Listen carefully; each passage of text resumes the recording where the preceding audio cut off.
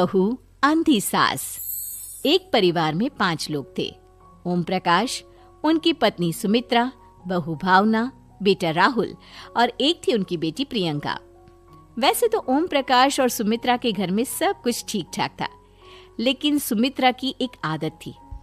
घर में कुछ भी गलत या सही हो तो वो किसी से कुछ नहीं कहती, और भावना स्वभाव की इतनी सीधी सादी थी कि अगर कोई उसके साथ गलत भी करता तो भी वो उसे कुछ नहीं कह पाती।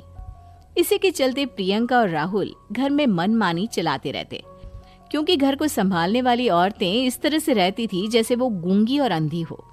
माँ, मैं अपनी सहेलियों के साथ पिकनिक पर जा रही हूँ। ठीक है बेटा, चली जाओ। और मुझे आने में रात हो जाएगी, देर से ही आऊंगी मैं। अच्छा, कोई बात नहीं बेटा। अरे भावना, तुमको एक बार में समझ में नहीं आता क्या? नाश्ते में फिर से पराठे बना के रख दिए। कितनी बार तुमसे कहा है कि मेरे लिए ढंग का नाश्ता बनाया करो। ठीक है जी, आगे से ध्यान रखूंगी। अरे ये बहू से किस तरह से बात कर रहे हो तुम राहुल? अरे तो और क्या करूं पापा, इसको कही बात एक बार में समझ में ही नहीं आती। सुमित्रा, तुम अपने बेटे को समझाती क्यों नहीं? बहू से बात करने का ये क्या तरीका है? अरे जिसकी जैसी मर्जी आए करो, मुझे क्या। भावना बेटा, तुम भी तो कभी कुछ कहा करो। इस तरह क्यों सबकी बातें सुनती रहती हो? कोई बात नहीं पापा जी, सब ठीक है। रात को काफी देर तक प्रियंका घर नहीं आती, और जब वापस लौट कर आती है तो एक लड़की के साथ बाइक पर बैठकर। सुमित्रा और भावना दोनों ही प्रियंका को लड़की के साथ देख लेते हैं। आज तो जोर से डांट पड़ने वाली है, लेकिन मैं डर क्यों रही हूँ? माँ तो सब कुछ देखकर भी अंधी बनी रहती है। और रही बात भाभी की, वो किसी को कुछ नहीं बताने वाली। कहने को भगवान ने आवाज दी है, लेकिन गूंगी है गूंगी। अरे प्रियंका बेटा, इतनी रात को कॉलेज से लौट कर आ रही हो? कहाँ गई थी तुम? पापा, वो सहेली के घर पर थी, पढ़ाई करने के लिए रुक गई थी। अच्छा, ठीक है, जाओ अपने कमरे में जाओ और सो जाओ। सुमित्रा ने अपनी बेटी को एक लड़की के साथ इतनी रात को आते देखकर भी उससे कुछ नहीं कहा, और भावना ने भी इस बारे में किसी से कोई बात नहीं की। कुछ दिनों के बाद मामा जी का फोन आया था। उन्होंने प्रियंका के लिए कोई रिश्ता ढूंढा है। लड़के वाले उसे देखने आ रहे हैं। अरे मुझे नहीं करनी शादी वादी, किसी लड़की को बुलाने की कोई जरूरत नहीं है। ये तुम क्या कर रही हो प्रियंका बेटा? तुम्हारी शादी की उम्र हो चली है और तुम्हारे मामा जी ने बहुत अच्छा रिश्ता बताया है। पापा, अब जिद क्यों कर रहे हैं? और आप क्यों मेरी मर्जी के खिलाफ शादी कराना चाहते हैं? अरे माँ, इसको समझाइए ना। आपकी बेटी, आप तो बस चुपचाप सब कुछ होते हुए भी देखती रहती हैं। अरे तो क्या कहूँ, और मेरे कहने से क्या हो जाएगा? वैसे भी गलत क्या हो रहा है, सब कुछ सही तो है। भावना बहू, देखो तो प्रियंका हमारी बात नहीं समझेगी, लेकिन वो तुम्हारी हम उम्र है। क्या पता तुम्हारे कहने से उसे कुछ समझ में आ जाए। नहीं पापा जी, मेरे कहने से कुछ नहीं होगा। मैं प्रियंका को कैसे समझा सकती हूँ? वो ननद है मेरी, कहीं मेरी किसी बात का बुरा मान गई तो? सुमित्रा और भावना में से कोई भी प्रियंका को कुछ नहीं समझाता। इस बात से राहुल और ओम प्रकाश जी दोनों ही परेशान हो जाते हैं। और फिर जब लड़का प्रियंका को देखने के लिए आता है, मुझे आपकी बेटी बहुत पसंद है, मैं उसके साथ शादी करने के लिए तैयार हूँ। देखो, मुझे तुमसे शादी नहीं करनी, और ये बात जितनी जल्दी समझ में आ जाए अच्छा रहेगा। अरे तो फिर आप लोगों ने मुझे यहाँ बुलाया ही क्यों? माफ कर दो बेटा, वो हमारी बेटी जरा गुस्से में है, हम उसे समझाने की कोशिश करते हैं। हाँ, देखिए आप नाराज मत होइए, वो तो उसने बस ऐसे ही कह दिया होगा। अरे कोई ऐसे ही कुछ कहता है क्या? और ये आपकी पत्नी और माँ, ये दोनों इस तरह चुपचाप क्यों बैठे हैं, जैसे इस घर के मेंबर ही ना हो? आपके घर में सब कुछ ठीक तो है ना? अरे सब कुछ ठीक है बेटा। सुमित्रा, समझाओ ना अपनी बेटी को। अरे क्या समझाऊं, क्या होगा समझाने से? सब ठीक ही तो हो रहा है, गलत क्या हो रहा है? भावना, प्रियंका को अंदर लेकर जाओ और उससे समझाओ कि कितना अच्छा रिश्ता है। इतना अच्छा लड़का है, इस तरह से बिहेव ना करे। नहीं जी, मैं किसी से कुछ नहीं कह सकती जी। अरे अजीब परिवार है, मुझे तो यहाँ से निकलना पड़ेगा। इस तरह से तो आपकी बेटी की शादी किसी से नहीं हो सकती।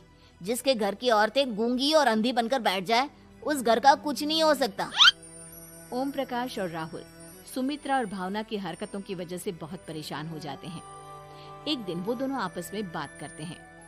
पापा, समझ में नहीं आता कि भावना और माँ को कैसे समझाया जाए। सही कहते हो बेटा, तुम और मैं काम के सिलसिले में सारा दिन घर के बाहर रहते हैं और घर की दोनों औरतें जिन्हें सारा घर संभालना चाहिए गूंगी और अंधी बनकर बैठी हैं। पापा आप ही बताइए इसका क्या उपाय है। मेरी तो कुछ समझ में नहीं आता बेटा, लेकिन हमें कुछ तो करना पड़ेगा क्योंकि इन सब की वजह से प्रियंका बहुत ज्यादा बिगड़ती जा रही है। तुमने देखा उसे किस तरह से बिहेव किया था। अरे लेकिन पापा हम करेंगे क्या? हमें एक नाटक करना होगा। कुछ दिनों के लिए हम भी गूंगे और बहरे बन जाते हैं, उसके बाद इन दोनों औरतों को अकल आएगी। हाँ पापा, शायद आपकी बात ठीक है। हम दोनों हर बार बात को संभाल लेते हैं और इसी वजह से माँ और भावना कुछ भी करने की कोशिश ही नहीं करते। और फिर अगले दिन, भावना, नाश्ते में क्या बनाया है? जी पराठे बनाए हैं। मेरे लिए पोहा बना दो। अच्छा जी ठीक है, अभी बना देती हूँ जी। बहू, नाश्ते में क्या बनाया है? पापा जी पराठे हैं और पोहे बन रहे हैं। अरे बहू, मुझे तो उपमा खाने का मन था, मेरे लिए उपमा बना दो। ठीक है पापा जी, अभी बना देती हूँ। भाभी जल्दी से जरा मेरा कॉलेज का टिफिन तो पैक कर देना। और सुनो, मुझे ना भिंडी की सब्जी खाने का मन है। सुमित्रा चुपचाप बैठी बैठी सब कुछ देख रही थी। उसने किसी से कुछ भी नहीं कहा और ये देखकर भावना को मन ही मन गुस्सा आ रहा था, लेकिन वो किसी से कुछ नहीं कह रही थी। उसे लग रहा था कि ओम प्रकाश जी जो हमेशा उसकी साइड लेते थे वो भी आज चुपचाप बैठे हुए थे। शाम के वक्त प्रियंका अपने बहुत सारे दोस्तों को लेकर घर आती है और उधर दूसरी तरफ से राहुल भी अपने ऑफिस के दोस्तों को लेकर घर आ जाता है। प्रियंका अपने कमरे में तेज म्यूजिक चलाकर डांस करती है और राहुल अपने दोस्तों के साथ बैठकर जोर जोर से हंस रहा था।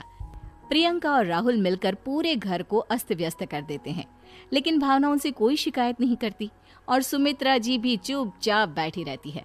लेकिन भावना और सुमित्रा के अंदर का गुस्सा धीरे धीरे बढ़ रहा था। फिर रात को ओम प्रकाश और राहुल एक दूसरे से बातें करते हैं।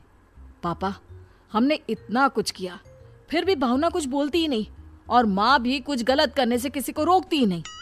तुम चिंता मत करो बेटा, इन दोनों के अंदर का गुस्सा भर रहा है और बहुत जल्दी बाहर आने वाला है। अगले दिन, अरे बहू, ये कपड़े धुले हैं या गंदे हैं? पापा जी कपड़े तो मैंने धोकर ही आपकी अलमारी में रखे थे। मुझे तो साफ नहीं लग रहे, एक बार और धो देना। प्रियंका, मैं सोच रहा था कि तुम्हें उस लड़के से शादी नहीं करनी है ना, मत करो। एक काम करो, वैसे भी क्या रखा है शादी वादी में, तुम्हें जो लड़का पसंद है उसके साथ जाकर कोर्ट मैरिज कर लो। इस बार ओम प्रकाश और राहुल की बात सुनकर भावना और सुमित्रा के अंदर का गुस्सा जाग उठता है। मैं किसी से कुछ कहती नहीं जी, इसका मतलब ये है कि आप लोग मुझे परेशान करते ही रहेंगे। कल 4 बार मुझसे नाश्ता बनवाया, आज पापा जी मुझसे धुले हुए कपड़ों को बार बार धुलवा रहे हैं। अरे मैं इंसान हूँ जी, कोई मशीन नहीं हूँ।